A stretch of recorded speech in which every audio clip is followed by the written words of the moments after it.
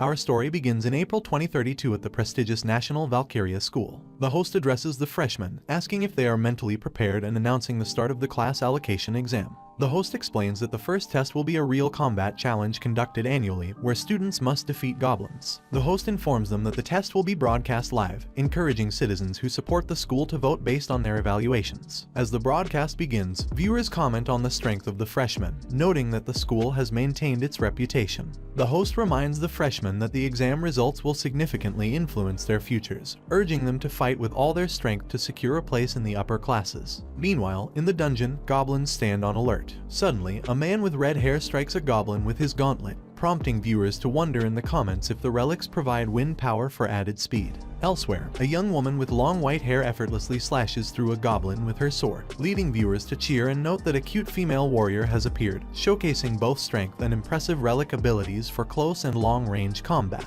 Another woman then appears, wielding a massive spear, and swiftly stabs a goblin. Viewers react with astonishment, commenting on her immense power and noting the contrast between her small stature and the large spear, a romantic sight to some. Citizens watching exclaim that this year's lineup is incredible. One viewer even asks if they should choose the cute one from earlier, though others joke about choosing responsibly since freshman tuition is funded by their taxes. Soon, the voting begins. At National Valkyrie School, strength is the ultimate measure, with the powerful assured of wealth and fame even as students. Suddenly, a loud scream echoes, causing viewers to laugh and wonder where the sound came from. The drone camera quickly finds the source. Asahi Hinata, the protagonist, charges at a goblin, shouting at the top of his lungs. His outfit, a striking yellow and orange suit, captures attention, and viewers ask about his tacky attire, wondering if it's his relic or if he has somehow dropped it.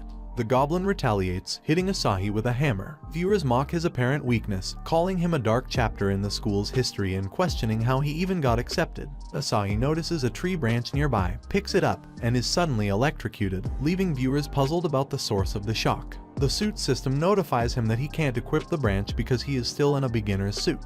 The goblin approaches and repeatedly attacks him, forcing Asahi to defend himself as best he can. Minutes later, Asahi lies beaten on the ground, prompting viewers to panic and call for medical help, even alerting the principal about the student in danger. Despite his condition, Asahi struggles to his feet, sparking viewers' curiosity about his persistence. Finally, he discards his suit and, clad only in his underclothes, hurls the tree branch at the goblin, leading viewers to realize with laughter that his trashy suit was, in fact, his relic all along. The nationwide broadcast of Hinata's feeble performance was undeniable proof of his ranking as the lowest in the school, marking the beginning of his school life in that tacky suit. Then, one day, an otherworldly war erupted and, in only a few years, drove the world to the brink of destruction. Most conventional weapons were ineffective against the threat, leaving humanity waiting in despair. When Hinata was young, a massive dragon appeared overhead, gathering flames in its mouth before releasing a torrent of fire in his direction. Yet, in that moment, a glimmer of hope appeared in the form of a relic. Relics are objects created when a person makes contact with materials from another world, manifesting a piece of their soul. Hinata's father wielded a shield-type relic to protect the citizens, and he became Hinata's role model. But one day, while shielding them, his father yelled for him to take Shizuku and run, urging him to grow strong enough to protect others. As his father's shield slowly melted under the dragon's fire, Hinata, in tears, tried to reach him but stopped, turned around, grabbed Shizuku, and ran as instructed. The feeling of helplessness that day left a permanent scar, motivating him to train tirelessly, his father's words echoing in his heart. Half a year has passed since he enrolled in the nation's top warrior training school. Recently, he began to realize a harsh truth. In his classroom, Kiramura Takeyuki, a Class E student with a 2-star relic, sneered and asked if it wasn't about time for Hinata to give up. He ordered him to hurry and buy some yakisoba bread, and milk as well, while Hinata sat on the floor, severely beaten. Takeyuki then poured milk over Hinata's head, laughing as Hinata clenched his teeth in frustration, realizing that hard work doesn't always yield success. As Hinata tried to stand, Takeyuki slapped a piece of paper on his back, warning him that he'd regret removing it before Takeyuki's return. The paper read "Hero appears," and Hinata silently endured the humiliation. He walked to the canteen to get Takeyuki's requested items, drawing laughter from the students who saw him and taunted him for shamelessly showing up in a hero costume. Walking down the hall, he spotted a familiar figure, the white-haired girl from earlier, who looked at him in surprise before passing by. He glanced back, knowing she was Mine's Shizuku, a childhood friend who, like him, had lost her father that fateful day. Since then, they had been close, supporting each other. But their relationship changed after entering the school. Shizuku was now a high-achieving honor student with a powerful relic, while Hinata was seen as a dropout with a mere cosplay relic. He had grown accustomed to the disdainful stares. A moment later, he returned to his room with the bread, only to be struck by a shoe as he entered. Takayuki shouted at him for taking too long, demanding if he had forgotten the instruction to hurry. A fellow classmate, a bespectacled student, chastised Takayuki for throwing his indoor shoe, but Takayuki scoffed, telling him to retrieve it himself. Hinata looked around the room, knowing that Class E was filled with students with low-performing relics and bleak prospects, a trash class that even the teachers ignored. Takayuki noticed Hinata's wandering gaze and, with a scowl, activated his relic, delivering a forceful punch to Hinata's stomach. Hinata knew that relics were typically restricted to designated areas, but Takayuki and his friends disregarded the school's rules entirely. Takayuki raised his gauntlet relic with a sense of pride, questioning whether Hinata was provoking him deliberately and suggesting that he might need to be taught a lesson. As Hinata doubled over in pain, his mind drifted to his place in Class E, the lowest class, where he was ranked at the very bottom. For half a year, he had endured constant beatings. A bespectacled student nearby mentioned that Takayuki was going too far and that Hinata's bread was going to be ruined. Takayuki remembered the bread but kicked Hinata in the back anyway, knocking him to the floor and sneering that, since he'd bothered to buy it, Hinata should repay him. A pink-haired girl watching the scene remarked to her friend that it was happening again, and her friend, a dark-haired girl, replied that Hinata's situation was truly unfortunate. When the pink-haired girl asked why Takayuki seemed to hate Hinata so much, her friend explained that Takayuki's placement in Class E was partly due to Hinata's unexpected persistence in the initial placement tests. In a mock battle meant to assess relic performance, Hinata's relentlessness had resulted in a poor evaluation for Takayuki, who lacked a decisive finishing move. The pink-haired girl observed that Hinata was still just as persistent as he had been back then, to which her friend agreed, adding that there was a limit to how much one could endure while being repeatedly beaten, as Takayuki continued to kick Hinata. Takayuki then lifted Hinata by the collar, taunting him about his place in the hierarchy. Hinata's system displayed 9,990 out of 10,000, and he managed to smirk, which only further enraged Takayuki. Takayuki punched him in the face, raising the counter to 9,991. He didn't stop, hitting Hinata repeatedly as the counter climbed with each punch. Finally, Hinata was thrown into an empty row of chairs, lying still from the pain. Calming down a bit, Takayuki mocked the look on Hinata's face, calling it arrogance. He suggested that a weak relic must be inherited and taunted that Hinata's parents' relics must be trash as well. The insult struck a nerve, but Takayuki pushed further, implying he should meet Hinata's family to teach them a lesson, which made Hinata clench his fists in anger, biting his lip to stay calm. Unable to watch any longer, the bespectacled student called out to Takayuki, suggesting that it had gone far enough. Takayuki grabbed him, demanding to know if he was defending Hinata. Trembling, the student denied it, insisting he didn't care about trash like Hinata. Satisfied, Takayuki let him go and then ordered him to strike Hinata with a chair. Under Takayuki's intimidating glare, the student reluctantly picked up a nearby chair and, with eyes shut, hit Hinata on the head, pushing the counter to 10,000, meeting a condition Hinata had never anticipated. After Takayuki and his group left, Hinata remained on the ground, reflecting on his perceived weakness. Despite more than 10 years of rigorous training, he still doubted whether his efforts would ever truly pay off. Suddenly, a notification sound from his system startled him. It displayed a message, condition met for upgrade, take 10,000 damage. Hinata was surprised to see the option to upgrade his beginner's suit to the indomitable suit. Smiling, he realized that, while his efforts hadn't yet yielded results, he would continue trying until they did. Giving up simply wasn't in his nature. Hinata had long suspected his suit held a secret, a realization he'd come to about 6 months ago, shortly after the class placement exam ended. Now, heading to the school's basement training portal, he thought back on how badly he'd performed in that exam. He knew that, at this rate, he risked expulsion for lack of ability, just how things worked at Valkyrie Academy. Funded by taxpayer money, the academy showed no mercy in dismissing students who couldn't prove their usefulness. Most enrollees, including Hinata, were those unable to succeed without government support. For him, expulsion wasn't an option, he had to stay. He also understood that sacred relics could grow stronger over time. The more they were used, the more their traits developed. But with his suit, he wondered if there was any special ability at all. Without one, he feared he was finished. Determined, he told himself he couldn't afford such doubts. This was his only path forward. Entering the training ground, he soon found himself exhausted and lying on the floor as a goblin approached. Aware of the real danger, he pushed himself up, considering whether he should try fighting without the suit, but dismissed the idea. He needed the suit to grow stronger. He recalled the time he'd been electrocuted when he tried using a tree branch as a weapon and had an idea. Hinata charged at the goblin, which raised its hammer to strike. He blocked it with his arms, wrapping himself tightly around the weapon. The suit system warned him that he couldn't equip weapons, delivering another shock. Despite the pain, he held on, determined not to give up. The goblin was electrocuted alongside him. Once he felt it was enough, he let go, watching the goblin collapse to the ground, electrocuted and disappearing before his eyes. Smiling in relief, he crawled over to retrieve the goblin's crystal, thinking that he'd barely made it and shouldn't try that method again.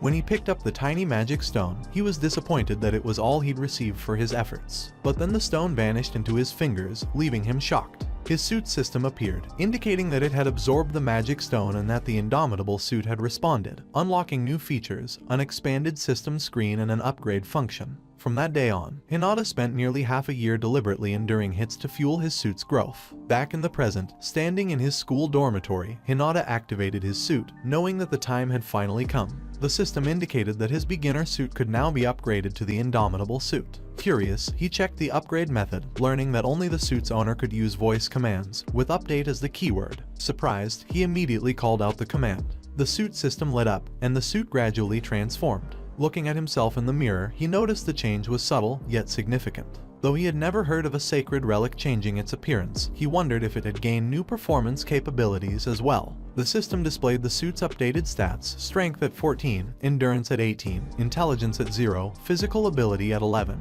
With both skills and equipment aptitude remaining empty, Hinata stared at the screen, unfamiliar with this level of detail. Curious, he commanded the system to show more information, and it revealed that the indomitable suit granted powerful protection and a blessing of growth to its wearer. Though he wasn't entirely sure what that meant, he guessed his defense had improved. Checking the clock, he noted that the training portal was still open and wondered if he should test his upgraded suit's capabilities. Later, in the training portal, Shizuku dispatched a goblin effortlessly, slicing it in half with a single swing of her blade. She sighed, frustrated that the goblins were barely a challenge. Hearing footsteps, she glanced to the side and noticed Hinata entering from the other direction. A classmate joined her, asking if something was wrong, and then laughed upon noticing Hinata, commenting that he was the funny kid behind the broadcast mishap. Annoyed, Shizuku gripped her sword and, while walking away, told the girl that if she was so desperate for entertainment, she should consider dropping out to become a performer. When the girl asked if Shizuku was angry, she replied that she was simply fed up, muttering that Hinata kept raising her expectations only to let her down.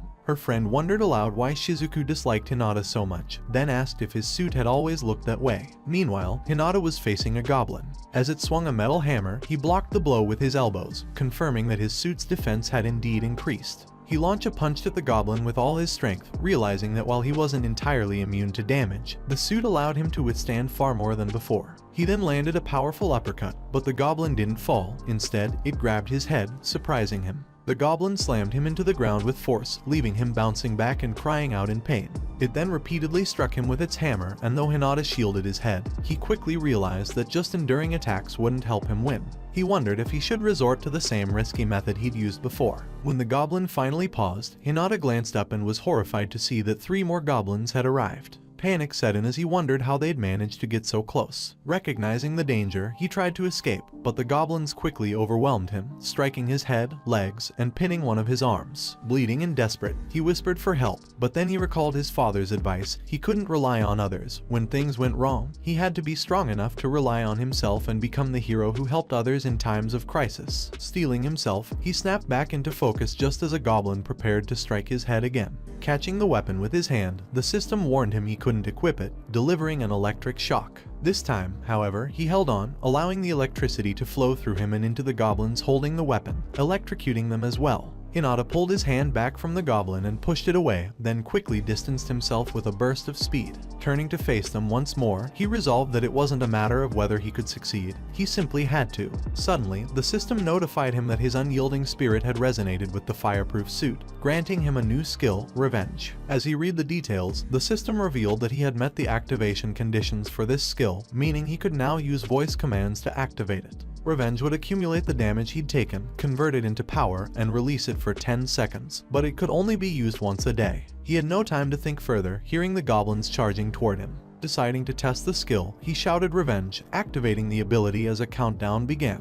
With renewed strength, he launched his fist forward, striking the lead goblin in the stomach and sending it flying into 2 others. He dashed toward them, delivering a powerful uppercut to the chin of one goblin and quick punches to the faces of the 2 goblins behind it. As the final second ticked down, he rushed toward the last goblin, channeling all his anger into a punch that struck its face, instantly defeating it. As the revenge effect faded, Hinata dropped to the ground, exhausted. The system confirmed that he had successfully used the revenge skill, and he realized it could serve as a valuable trump card in tight situations, though its daily limit and damage requirement made it a situational tool. He recognized that he couldn't rely on such a risky tactic every time, as he still hadn't fully grasped his suit's unique properties. Noticing a magic stone left behind by the goblins, he picked it up, and his suit absorbed it instantly. A notification informed him that the indomitable suit had absorbed its first magic stone, unlocking additional features, willpower reinforcement, a passive skill, weapon proficiencies in knuckles, swords, and blunt weapons, and enhancements to durability and physical abilities. Realizing he could continue growing stronger, Hinata felt a surge of excitement and determination.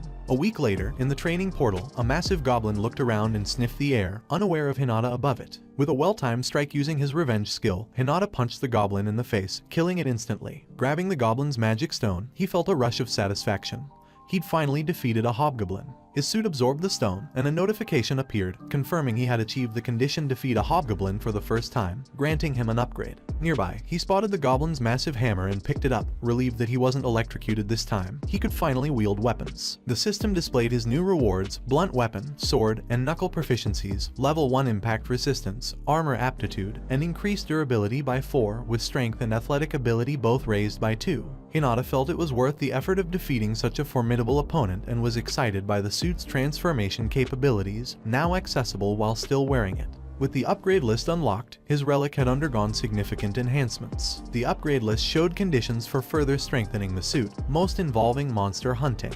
Each time a condition was met, a new power was instantly engraved onto the suit. Curious, Hinata tapped on impact resistance, which described a defensive skill that reduced shock from received impacts. He realized that, aside from revenge, he lacked offensive skills, and revenge was challenging to use regularly. He figured he would need more upgrades to access additional attack methods, but wasn't sure how to trigger them. Lying down to reflect on his suit's upgrades, he remembered that he'd unlocked revenge before the upgrade list was even available. He wondered when the indomitable suit condition had first activated and thought back to when he absorbed the mana crystal. But he recalled an even more important message mentioning an unyielding spirit. Pondering the possibility, he speculated that mindset, or perhaps strong emotion, might be the key. The next day, at the hospital, Hinata knocked on the door of a patient's room. Inside, his younger sister called out to him excitedly. Pulling up a chair beside her bed, he asked if it was all right for him to sit, and she happily agreed, proudly flexing her arm to show him her progress. She told him she'd been building up her strength for when she'd finally be discharged.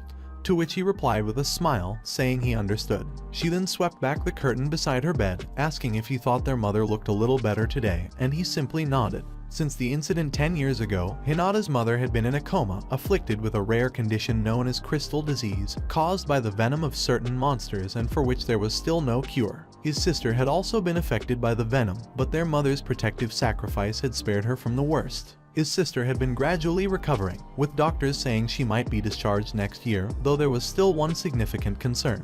A man in a suit entered the hospital room, and Hinata's sister, Hikari, excitedly greeted him as Mr. Jinji. Jinji greeted Hikari back, commenting on how healthy she looked, and handed her a gift, a bucket of fresh fruit, which she gratefully accepted. Turning to Hinata, Jinji remarked that it had been a while and whispered that they should talk privately. The two stepped into the lobby, where Jinji got straight to the point, asking if Hinata was ready to give him an answer. Kegura Jinji, the guild master of Phoenix, a guild founded to combat monsters and the same guild Hinata's father had once belonged to, reminded Hinata that supporting a frail younger sister and a terminally ill mother required substantial funds. He questioned whether Hinata didn't want to find a cure for his mother. Gritting his teeth, Hinata held back his frustration, aware that Jinji's apparent kindness masked a ruthless agenda. Hinata understood all too well what Jinji was really proposing. The crystals that formed in patients with crystal disease possessed properties similar to mana crystals, humanity's new energy source. Research on human-generated mana crystals was in high demand, with afflicted patients covertly traded as high-value test subjects. Jinji was, in effect, asking Hinata to hand over his mother as an experiment for a cure. Refusing, Hinata told Jinji he couldn't agree.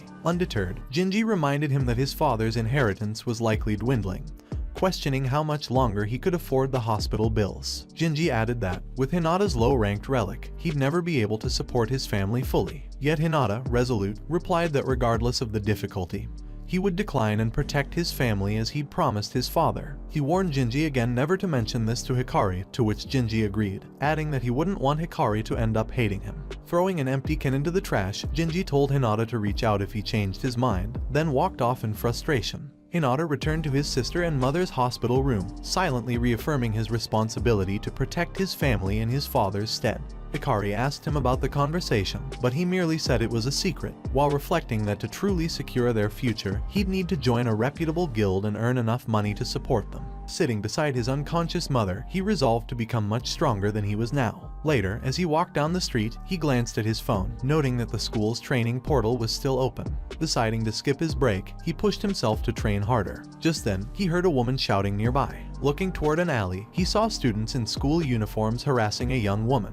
Recognizing the girl, he wondered if it was indeed Yakumo Akane, his Class E classmate. He hesitated, deciding not to get involved, reasoning that it wasn't his business. One of the men taunted Akane, suggesting it was too late for her to pretend none of it mattered, and mentioned that their seniors were waiting. Confused, Akane asked what he was talking about. The women standing behind her mocked her, telling her not to play dumb and asking if she really didn't know what they meant. Another man asked if she hadn't done this before, to which she replied that she didn't know what they meant, and that it was all a misunderstanding. The man holding her hand pressed further, asking what she meant by misunderstanding and telling her he'd heard things about her from someone who knows her. He then implied it would be a problem if those rumors spread around school, making her hesitate. The man reassured her, saying that if she just hung out with them for a while, they'd let her go. Another man laughed, suggesting she could even make some money, adding that a senior thought she was his type and had a great figure. Akane remained silent, but then spat at the man, hitting his face, and raised a finger defiantly, telling him to screw off. The women behind her laughed, calling her intense. Wiping his face in anger, the man grabbed her collar and shouted at her to stop acting innocent,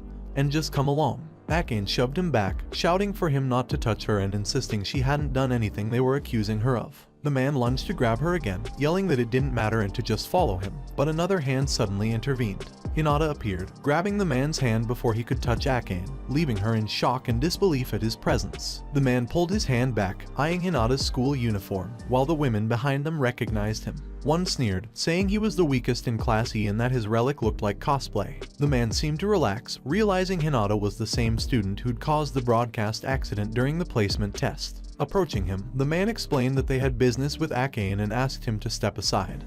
But Hinata stood his ground, shielding Akane behind him. Angered, the man lunged at Hinata, calling him a little classy bug and demanding to know who he thought he was. Akane worried that Hinata didn't realize these students were from Class C and thought he was getting involved with people he couldn't handle. But to her surprise, Hinata dodged the man's punch, grabbed his arm, and pulled him down, driving a knee into his stomach. As the man began to fall, Hinata raised his elbow and delivered a sharp blow to his back, causing him to scream in pain. Akane stood there in shock as Hinata rose to face the other men. Meanwhile, in the Valkyrie Academy kickboxing club, Shizuku was sparring with her trainer. She stood silently, facing her opponent, until he launched a punch in her direction. She swiftly deflected it, raised her foot with speed, and aimed a kick at his head, stopping just short of making contact. She lowered her leg, and her sparring partner, Takahashi, admitted his defeat, complimenting her on her skills. Bowing in thanks, Shizuku expressed her gratitude for the practice, to which Takahashi replied that her martial arts skills were impressive and more advanced than he had expected.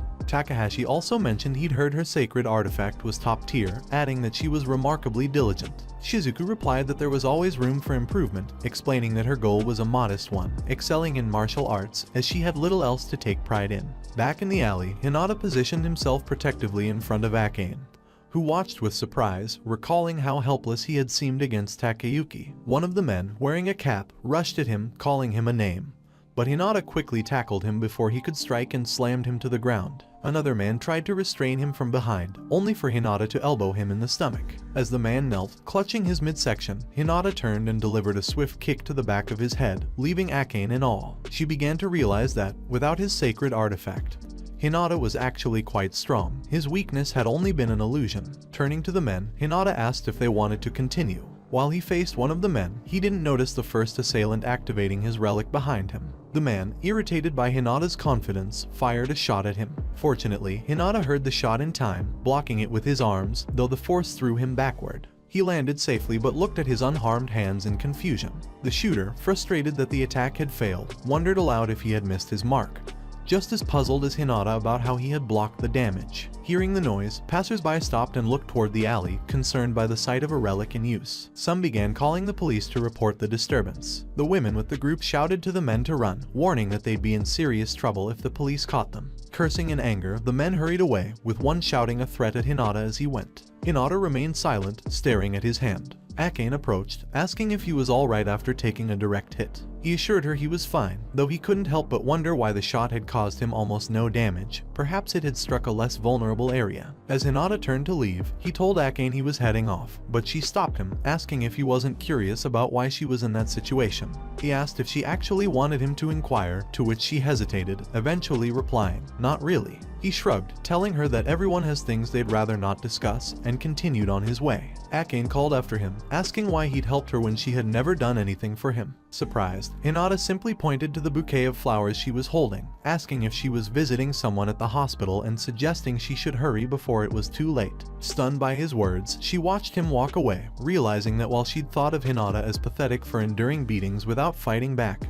he might actually be a decent person. The next day in the school hallway, Hinata was walking quietly when someone tapped him from behind. It was Akane, greeting him and thanking him for his help the previous day. As she thanked him, another girl asked what had happened. Akane was about to explain when they reached Class C, but suddenly a shot whizzed past Hinata's head, missing him by an inch, and the impact dragged him to the floor. The men from yesterday appeared, approaching him with mocking smiles and claiming he was late. The man in the beanie thanked him sarcastically for yesterday, reminding him they all went to the same school. Akane's friend watched in amazement, wondering aloud what Hinata could have done to make enemies of them. Akane shouted at the men, demanding that if they had something to say, they should address her directly. However, one of the men pushed her aside, saying they had no business with her at the moment. The man told Hinata that, while they'd been interrupted yesterday, here at school, they could do as they pleased. Sitting up, Hinata replied that they sounded just like the losers in Class E, prompting the man to punch him angrily, shouting not to lump him in with trash. Furious, Hinata tried to kick him, but a massive golden robotic hand appeared,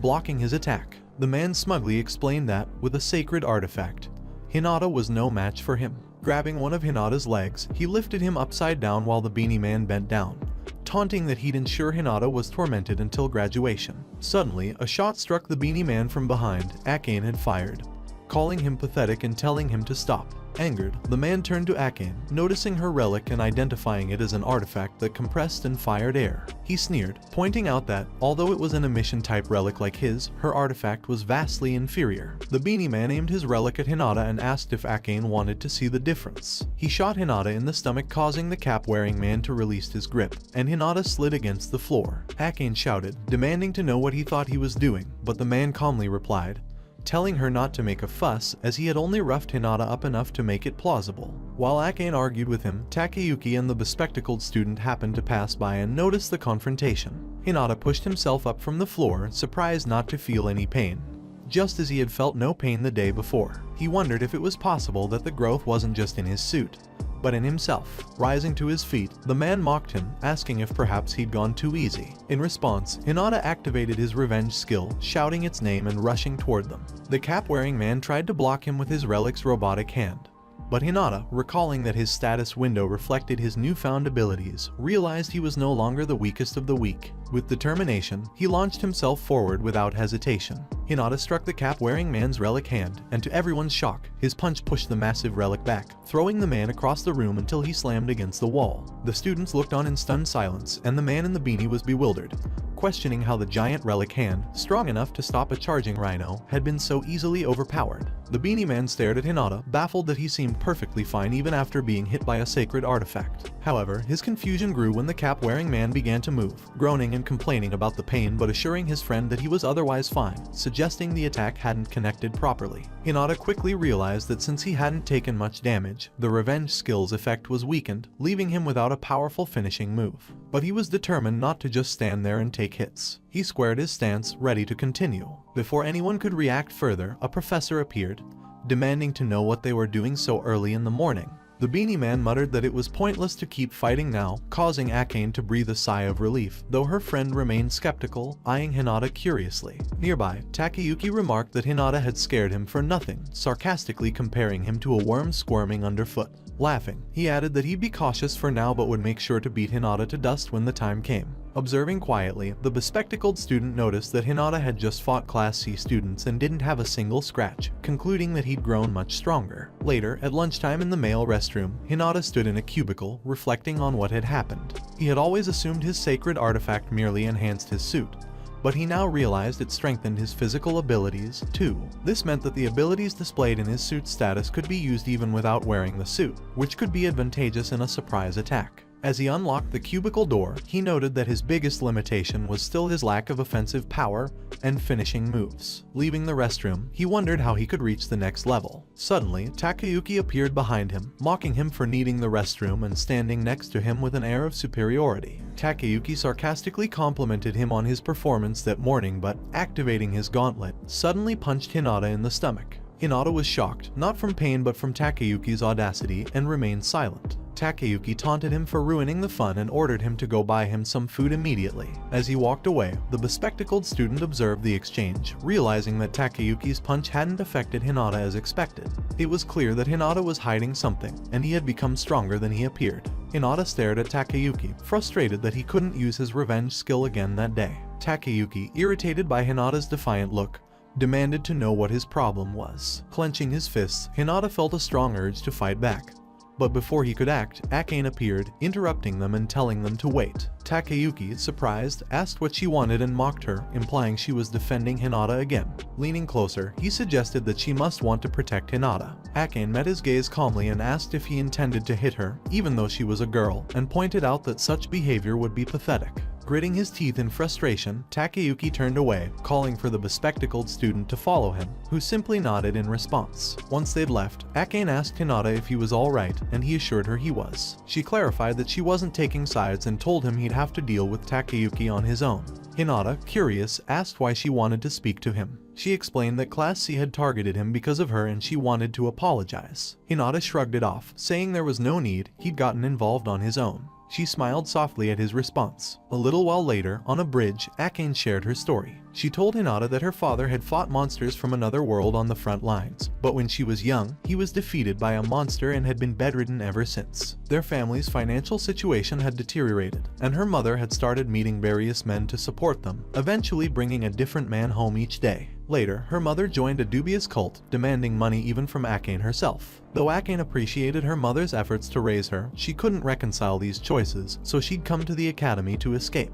Akane went on to say that she aspired to become a great warrior like her father and earn money fighting on the front lines. However, she was currently in Class E, so her prospects seemed bleak. She explained that the Class C boys had approached her, aware of her situation, offering money and asking if she needed help. Though she'd rejected them, they persisted. When Hinata asked why she was sharing this, she replied that she thought it would be unfair to drag him into the mess without explanation. Smiling, she asked if he'd keep it to himself, and he returned her smile in agreement. She noted that the Class C boys had been quiet that day and had probably intended to confront him at lunchtime. Hinata agreed, and she advised him to stay on guard, warning that they'd cause trouble even at school. He teased her in response, telling her to be careful herself, and she shot back, telling him not to lump her in with cosplay characters. As she began to walk away, she turned back, telling him to call her Akane instead of you. Hinata smiled, silently agreeing as she walked off. Meanwhile, in the corridor, Takayuki muttered in frustration, complaining about being interrupted just when things were getting good.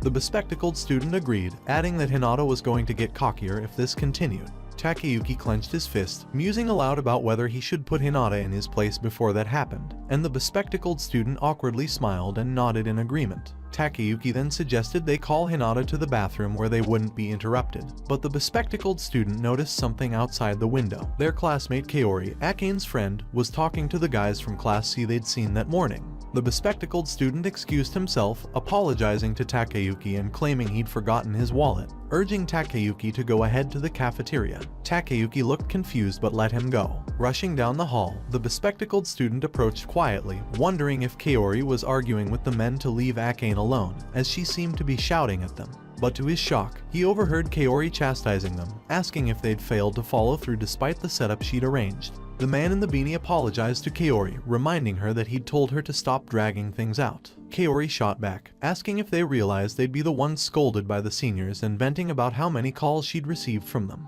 One of the men retorted that it was because she hadn't shown up herself, adding that they'd been interrupted by pests the day before, and that Akane kept refusing their offers. Confused, Kaori asked if Akane had truly refused, questioning why, but the man only reminded her that she was the one who had said Akane had nearly been sold to a bar before escaping to the academy. The bespectacled student, hiding nearby, was stunned. The man suggested to Kaori that maybe she should just give up and go back to her own life, since Akane was only in Class E. He remarked that, as friends, Kaori was supposedly trying to help Akane, and she replied that her intentions were indeed friendly, saying she'd merely introduced her to someone who could help. The man in the beanie asked if that was really what she meant, but she deflected, explaining that many students at the academy needed money, and she was just trying to be helpful. Akane would likely appreciate it too, she added with a smile. Another man questioned if she was using her sacred artifact to influence them, to which she replied that her artifact only made people a bit more obedient and could occasionally make them feel good. She activated it, and the man in the cap responded in a dazed voice, echoing her words as if hypnotized. The beanie man told her to stop using her abilities on allies, and she complied, explaining that not all of them could prioritize attack skills. After all, some monsters from the other world were immune to her type of power. He asked if she'd be using her abilities on Akane this time, and she confirmed she would.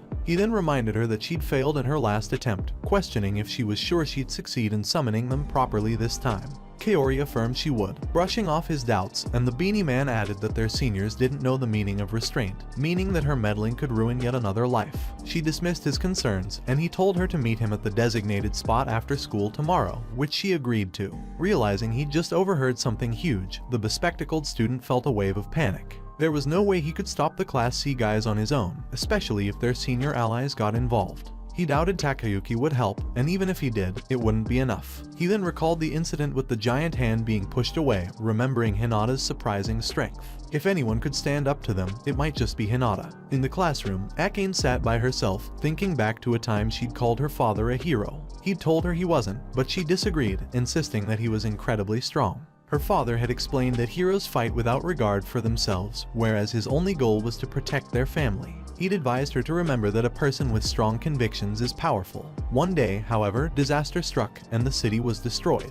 Her father was rushed to the hospital, severely injured. She stood stunned, her mother hugging her tightly as they listened to the doctors. Although her father's life was saved, the doctors explained his permanent condition, leaving Akane horrified. Years passed, and Akane was in middle school. During a visit to her father in the hospital, her mother stormed into the room, lighting a cigarette. Akane reminded her mother that smoking wasn't allowed, but her mother ignored her, bitterly asking if her father had failed to wake up again. When Akane confirmed, her mother kicked his bed, cursing his inability to support them. As Akane tried to stop her, her mother vented about the crushing hospital bills and warned that once Akane graduated middle school, she'd have to start working, too. Left alone, Akane thought desperately of a way to cure her father. She'd heard about the glow basilisk, a rare creature rumored to have potent healing properties. With no one selling it, she resolved to get it herself by attending Valkyrie National Academy, the country's only national warrior training school. Looking at her reflection in the window, Akane recalled her original determination. She wondered if her initial resolve had faded, especially after being placed in Class E and considering giving up. But perhaps, she thought, if she pushed herself to her limit, she could become strong, like Hinata. She stepped out of the classroom, where Kaori was waiting, asking why she was still there. Kaori activated her relic, saying she needed to talk to her for a moment. Meanwhile, in the hallway, the bespectacled student trailed behind Hinata, debating whether to speak to him. Though school was over, he knew he needed to say something but questioned why he was getting involved in something unrelated to him. Suddenly, Hinata turned, asking if he needed something, startling him. Hinata mentioned that Takayuki wasn't around, giving the student a brief moment to talk. Yet, he hesitated, uncertain about asking for help after all the trouble he'd caused Hinata. As Hinata began to walk away, the student saw Kaori dragging Akane along and immediately sensed something was off. He wondered if Kaori's relic was affecting Akane, but then reminded himself it wasn't his business. Frustrated, he turned and ran in the opposite direction, cursing under his breath, a sound that caught Hinata's attention. Later, in an abandoned building, the Class C men gathered with their senior, Sean, who was accompanied by a woman. Sean asked the beanie-wearing man if he was certain everything was set for today. Nervously, the beanie man confirmed, assuring Sean that there would be no screw-ups this time, especially since they had Kaori with them. Sean nodded, noting that with Kaori's involvement, there shouldn't be any issues. The woman beside Sean remarked that he must trust them quite a bit, to which Sean agreed, adding that thanks to certain connections, their operations had been profitable. Just then, the door opened, and Kaori entered, holding onto Akane. She greeted Sean, apologizing for the delay. Sean reminded her that she was supposed to use her artifact on Akane. Kaori explained that things hadn't aligned perfectly with her plan. The woman took a closer look at Akane, noting that she seemed far too young for their purposes, but Ishijima, one of the men, replied that she'd do just fine. The woman then asked Sean if he intended to keep Akane for himself. Sean replied that while Akane was indeed cute, she was too young for that, so he'd have his fun and then pass her along to the others. With a face like hers, he noted she'd certainly be popular. Kaori turned to Akane, reminding her that she had said she needed money for her father. In a lifeless voice, Akane agreed, repeating that she needed the money. Sean shook his head, marveling at the power of Kaori's artifact, calling it terrifying. Kaori brushed it off with a coy smile, which made Sean chuckle, telling her not to act so modest. Then, his expression changed, and he warned Kaori that she'd picked up a tail. Hiding nearby, Hagan, the bespectacled student, froze in panic, covering his mouth as he realized he'd been spotted. He was terrified, knowing he wasn't strong enough to handle someone like Sean. He peeked out, contemplating escape, but Kaori spotted him and casually told Sean that it was just Hagan, a weak classmate of hers, so there was no problem. Kaori turned to Hagan, assuring him there was no need to run and asking if he hadn't expressed interest in joining their group. Hagan, struggling against his fear, denied wanting any part of it, but Kaori activated her artifact, insisting that he did, in fact, want to join. Under her influence, Hagan's expression went blank, and he agreed like a puppet. Sean instructed Kaori to make Hagan an accomplice to avoid any risks later on, to which Kaori agreed. She ordered Hagan to help Akane remove her clothes, and he immediately complied. One of the men set up a camera, saying they were ready to start recording. Trapped under Kaori's control, Hagan began to assist, realizing he couldn't move his body freely. His mind was racing, questioning why things always turned out this way for him. He thought about his tendency to stand by passively, telling himself he had no choice, unlike Hinata, who always persisted. Suddenly, Hinata appeared, delivering a powerful kick to Hagan's face, knocking him to the floor and snapping him out of Kaori's control. Kaori panicked at the sight of Hinata. Meanwhile, Akane, still under the artifact's influence, saw Hinata's back and began to regain control over herself, her vision clearing as she recognized him. In a shaky voice, she asked if it was really him. Hinata stood protectively in front of her, glaring furiously at the Class C students. Kaori asked Hinata why he was there, but he remained silent. Sean turned to her, asking who this was. Kaori replied that Hinata was a fellow Class E student, supposedly the weakest in their class. Sean raised an eyebrow, wondering what someone so weak was doing there. Kaori shrugged, admitting she was curious about that herself. She activated her relic, asking if he wanted to join them too, but Hinata simply asked her one question: weren't she and Akane supposed to be friends? Kaori, taken aback, asked him what he meant by that, to which he replied by asking if she was aware of Akane's family troubles. Kaori claimed to know Akane well, which was why she'd introduced her to this job, insisting she'd only been considerate. Hagan shouted in frustration, reminding her that Akane had already said she wanted no part of it. But Kaori used her holy relic to control Akane's responses. Annoyed, she speculated that getting hit earlier had snapped Hagan out of her control, but wondered when her relic's influence would finally work on Hinata. Turning to Hagan, Hinata asked if he was about to request something from him, suggesting that if it were Takayuki asking, Hagan would be more willing. Hinata added that he'd be open to hearing him out, and the beanie man laughed, mockingly asking if Hinata thought he was trying to play the hero. With a sneer, he remarked that while Hinata had escaped twice, this time would be his last. Activating his relic, the beanie man launched a powerful strike at Hinata, who didn't even flinch. He raised his arm to block it, sending the attack ricocheting upward. Kaori looked stunned, and Sean eyed Hinata with a newfound seriousness. The beanie man tried to downplay it, saying it was just luck, claiming that Hinata had accidentally blocked the attack. But Sean scoffed, telling him it was clearly more than luck. He asked Kaori about Hinata's relic, and she replied that she'd assumed it had no real abilities. Sean, however, knew better. No holy relic was without power, meaning Hinata had likely been hiding something.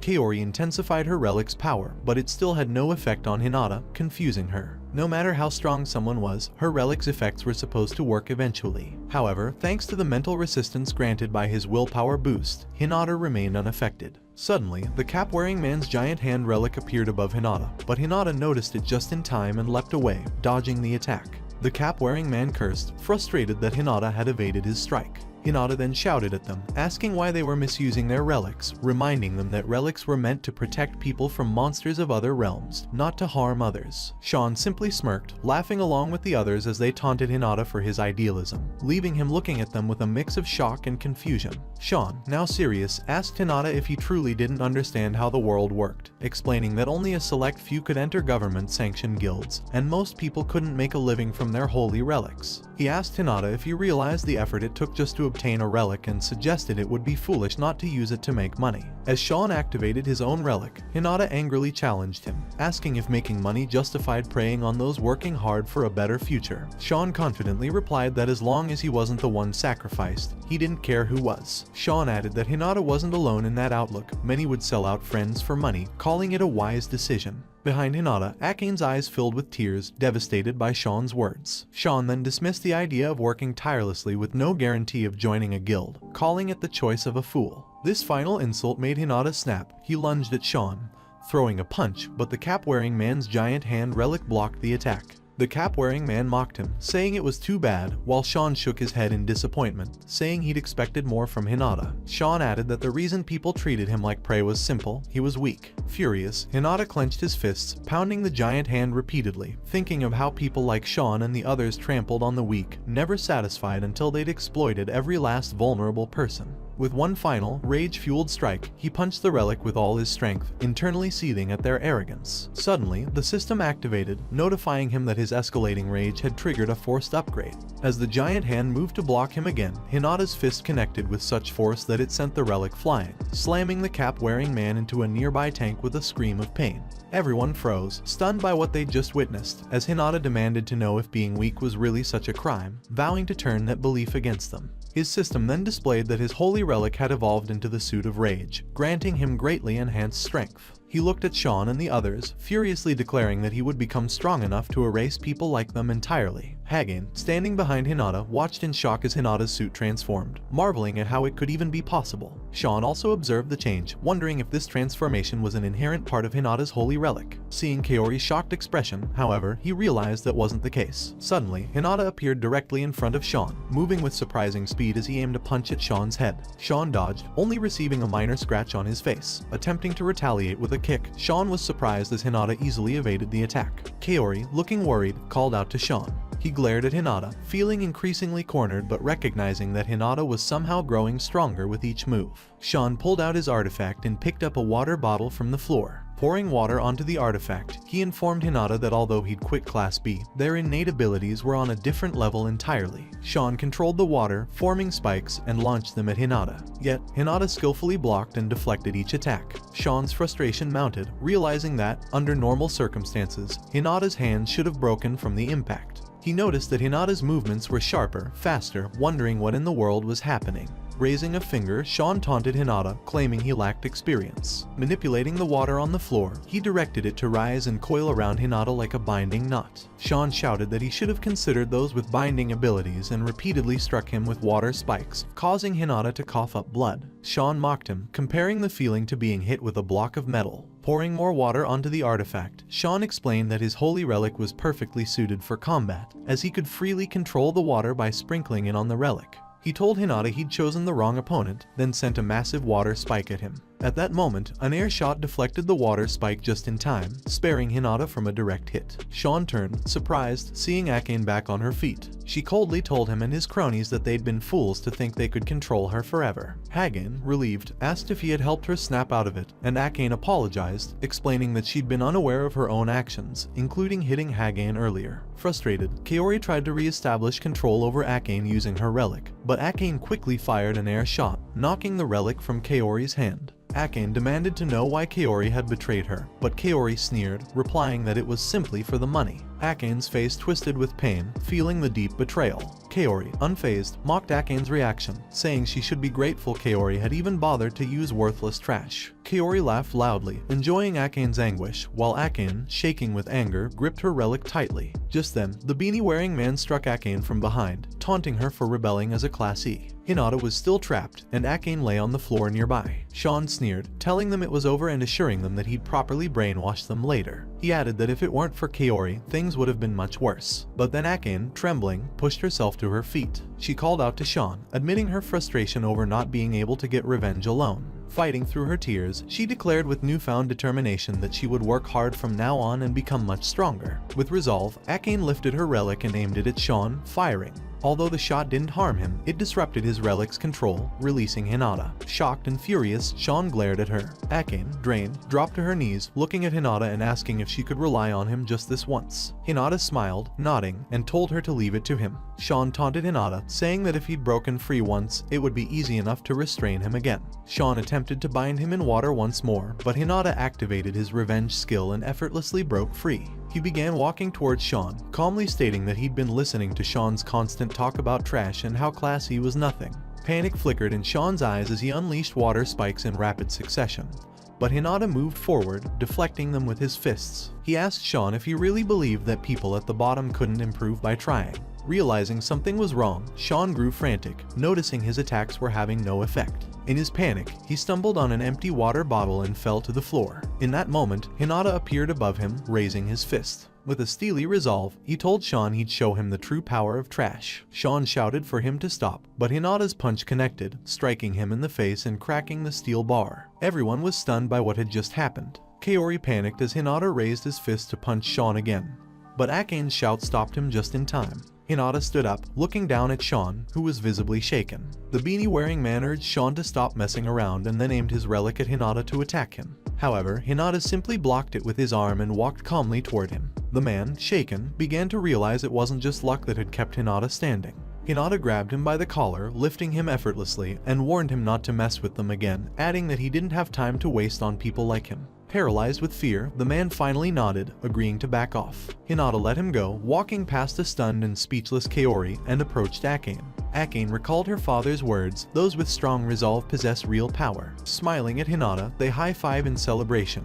And he joined her, both of them unaware that someone nearby was watching. Hidden in the shadows, the woman from before reported back to the principal, who was in his office, describing the unexpected outcome. She asked for instructions, to which the principal replied that there was no room at the academy for people who crossed certain lines. He instructed her to handle it as she always did, and she acknowledged the order. Reflecting on the incident, the principal considered how the recent disturbances at the school had revealed something surprising, making him anticipate the next evaluation exam, especially where Hinata was concerned. The following day, a crowd of students gathered around the bulletin board, where an expulsion notice was posted. It revealed that Koichi Tanuma, Tsuneyoshi Damon, Tomoharu Suga, the three Class C men, and Kiori Minamura had been expelled and were permanently forbidden from entering Valkyrie Academy grounds. Akane asked Hinata if he'd reported the incident, but he shook his head, saying he hadn't. He reasoned that the four of them must have already been under surveillance, especially since the three Class C men had notoriously bad reputations. At that moment, Takayuki approached, asking what all the fuss was about. Hagen replied that no one knew the exact details, and Takayuki dismissed the situation as lame, mentioning he was hungry and inviting Hagen to join him in the cafeteria. Hagen hesitated for a moment, casting a glance at Hinata and Akane,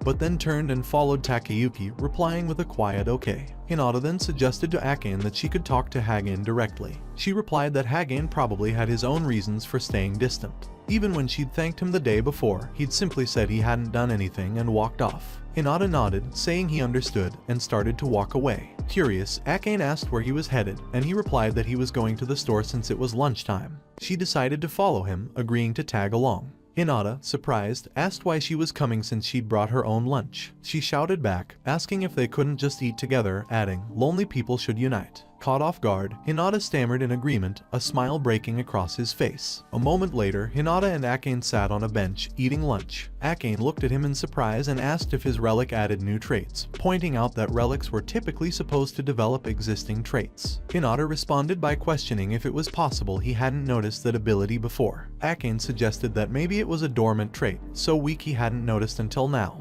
Hinata shook his head, explaining that he'd been too busy to check the details yesterday. But when the rage suit was unlocked, he noticed the update list had refreshed with a focus on offensive abilities. He suspected the new suit addressed his lack of attack power and theorized that each update might be triggered by emotions. However, he wasn't sure what the next condition would be. Still, he hoped that, with each evolution, the suit would allow him to grow even stronger. Akane set her lunch aside, then stood up and seriously called his name. With a determined look, she asked if he would let her train with him. She admitted she might not be able to get as strong as him right away, but she at least wanted to be stronger than the beanie-wearing man. She explained she'd been trying, only to repeatedly fail. Hinata nodded, surprising her. He told her he'd noticed how, when she equipped her relic, her physical abilities adapted to the traits and proficiency she'd worked hard to improve. The fact that she'd only sustained minor injuries during the previous fight, he added, was a testament to her dedication. Akane's cheeks flushed, and she stammered that she still had to try harder. She extended her hand to him, smiling softly as she thanked him for his help and promised to grow even stronger. Hinata smiled back, shook her hand, and agreed to train together. Meanwhile, Shizuku watched them from the hallway with a frown, muttering to herself that the weaklings seemed to be enjoying themselves. Turning to a blonde girl nearby, Shizuku asked if she'd considered joining her team for the upcoming re-evaluation exam, saying it would be reassuring to have her on board. The blonde girl declined, and Shizuku nodded, telling her to reach out if she changed her mind. There was still plenty of time. Shizuku then walked off with 3 other students, leaving the blonde girl watching silently. She knew those 3 had a poor reputation for associating with the recently expelled students, and she sensed that Shizuku was aware of it, too. It seemed Shizuku only cared about a person's strength, no matter their character. The blonde girl glanced outside, seeing Hinata and Akane happily eating lunch together. She thought of warning Shizuku, considering that associating with questionable people could be risky, but she hesitated.